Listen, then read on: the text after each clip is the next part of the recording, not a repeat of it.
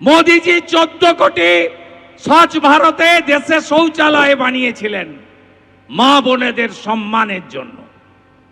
এই রাজ্যে 72 লক্ষ শৌচালয় দিয়েছেন, 12,000 টাকা করে ইউনিট পেয়েছেন আপনারা। তৃণমূল পায়খানাও খায়, বলে 100 দিনের টাকা দেয় না।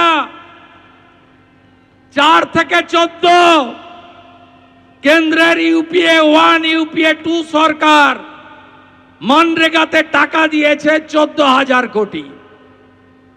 14 থেকে 22 নরেন্দ্র মোদীজি মনরেগাতে 100 দিনের কাজ টাকা দিয়েছে 54,000 কোটি। কোথায় গেল টাকা? 1,25,00,000 ভুয়া জব কার্ড বিহারের লোক এখান থেকে টাকা তুলে নিয়ে চলে গেছে। বাংলাদেশের লোক এখান থেকে টাকা তুলে নিয়ে চলে গেছে। আপনারা যারা রিয়েল জব কার্ড হোল্ডার, কার্ডগুলো গুছিয়ে রাখুন, বিজেপিকে আনুন।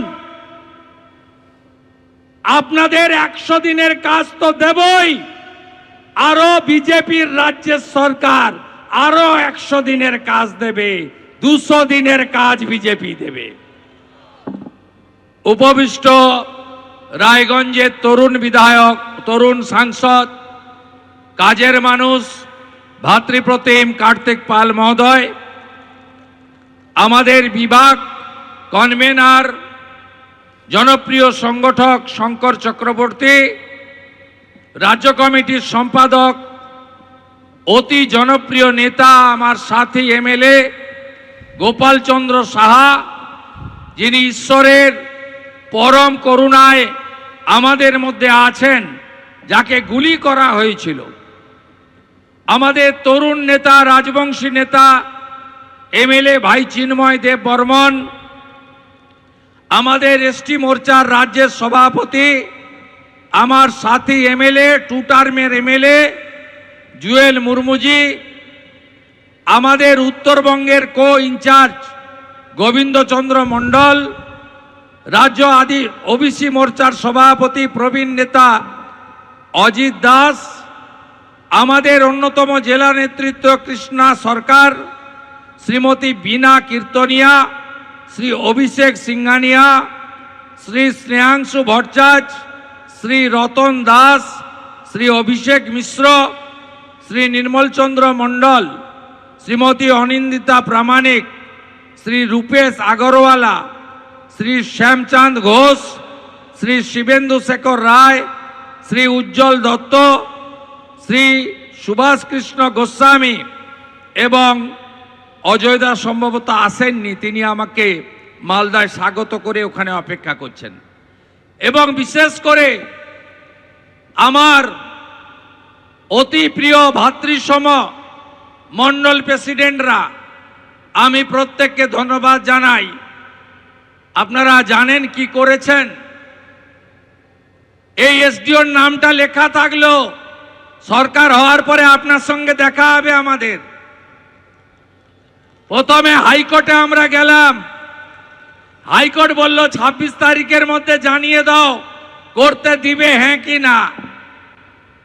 এসডিওর সঙ্গে বিনয় বাবু, প্রতাপ দা, অভিষেক মিশ্র, অভিষেক সিংহানিয়ারা দেখা করলো। এসডিও বলল আমি পারমিশন দিয়ে দেব, শুধু লিখে দিয়ে যান 1টা থেকে 3টে সভা হবে। এরা ভাবলো ভারতীয় জনতা পার্টি করে, রাষ্ট্রবাদী এরা সনাতন সংস্কৃতিতে বিশ্বাস করে, জাতীয়তাবাদে বিশ্বাস করে, মোদিজির সৈনিক। এরা বিশ্বাস করলো, এসডিও চেয়ারকে মর্যাদা দিল, লিখে দিয়ে এলো 2 তারিখে 1টা থেকে 3টে সভা হবে। লিখে নিয়ে রিজেক্ট করলো। তাই আমরা এখানে অনেক বক্তা বলতে পারলো না, আমাকেও ঘড়ি ধরে বলতে হবে 2:30টা বেজে গেছে, 3টেয় শেষ করতে হবে, কারণ আমরা হাইকোর্টকে মর্যাদা দেব। মর্যাদা এই কারণে আমি দেব, বিশেষ করে 104 বার রাজ্যের প্রধান বিরোধী দলের নেতাকে হাইকোর্ট থেকে অনুমতি নিয়ে কর্মসূচি করতে হয়েছে। এটি আমার 104তম হাইকোর্ট থেকে অনুমতি নেওয়া কার্যক্রম। চিরদিন কাহারও সমান নাহি যায়। এপ্রিল মাসের পরে তৃণমূল বিরোধী দলে যাবে, সেই দিন হিসাব হবে। বন্ধু, আমরা ঈশ্বরে বিশ্বাস করি, যে যেমন কর্ম করবে তাকে সেই মতো ফল পেতে হবে, এ কথা চিরন্তন সত্য। আজকে শুধু রাজনৈতিক কর্মসূচি নয়, ধর্মীয় কর্মসূচি করতে গেলে বাধা দেওয়া হয়। দুর্গা পূজা, কালী পূজা, জগদ্ধাত্রী পুজো, হনুমান জয়ন্তী, রামনবমী, কোথাও পারমিশন দেবে না। সোহরাবুর্দি আর জিন্না যে স্বপ্ন দেখেছিল মুসলিম লীগ, সেই স্বপ্নেই সরকার লালিত পালিত হচ্ছে। শুধু তাই নয়, মোথাবাড়িতে যখন ওয়াকফ অ্যামেন্ডমেন্ট বিল নিয়ে আক্রমণ করা হলো, হিন্দু দোকান ভাঙা হলো, সেদিনও প্রথমে অজয় গাঙ্গুলি, খগেন মুর্মু, গোপাল শাহ সহ তৎকালীন রাজ্য সভাপতি, আমাদের কেন্দ্রের রাষ্ট্রমন্ত্রী ডক্টর সুকান্ত মজুমদারকে 12 কিলোমিটার দূরে আটকে দেওয়া হলো বেড়া দিয়ে। আমি বললাম অজয় দাকে, কেন্দ্রের মন্ত্রীকে ঢুকতে দিচ্ছে না, আমাকে তো দেবেই না। আমি গেলাম হাইকোর্টে, হাইকোর্ট থেকে অনুমতি নিয়ে হিন্দুদের পাশে দাঁড়ালাম। মোথাবাড়ি বাজারে গিয়ে সে দৃশ্য দেখে চোখের জল রাখতে পারবেন না। নিরীহ দোকানগুলো, বাড়িগুলো ভেঙে তছনছ করেছে। একটাই অপরাধ, ওরা হিন্দু। একটাই অপরাধ, হিন্দুরা সংখ্যায় কম। এ জিনিস বরদাস্ত হবে না, এ জিনিস আমরা বরদাস্ত করব না। 5টা হিন্দুর দোকান ভেঙেছে, পাশে 3টা মুসলিম দোকান রেখে দিয়ে চলে গেছে।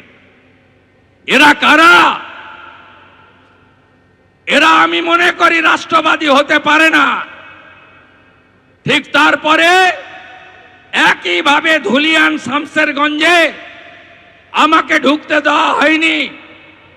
হাইকোর্ট করে গেছি, বেদবনা সহ 10টা হিন্দু গ্রাম, নুন রাখার বাটিটা পর্যন্ত নেই, মাত্র 16% হিন্দু থাকে। এ কোন রাজ্যে আপনি আছেন? কোন রাজ্যে আপনি বসবাস করছেন? এবিপি আনন্দ, এগিয়ে থাকে, এগিয়ে রাখে।